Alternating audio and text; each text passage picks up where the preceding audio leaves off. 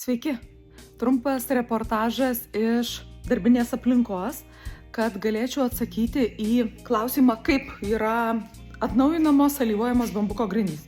Esu naujai kuriamuose šeimos spa namuose.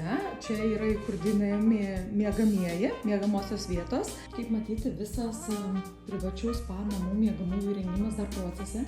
Yra sumontuotos tik dailylentės, iš dailylenčių lubos, kurios aišku dar nenualyvuotos, sudėtos presuoto bambuko grindys, kurios vėlgi bus alyvuojamos.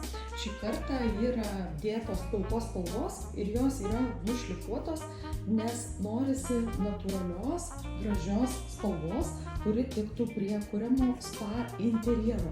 Antikinis paviršius grindų tikrai leis sukurti tikrai kontrastingą, gražią, puikiai derančią grindų dangą prie visumos.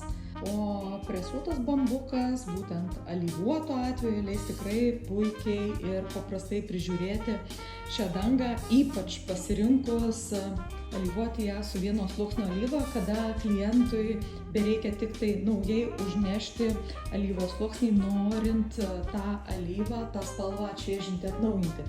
Alyvuotos grindys pasirinktos todėl, kad išlaikytų maksimaliai savo natūralų paviršių ir lengvai prižiūrimus.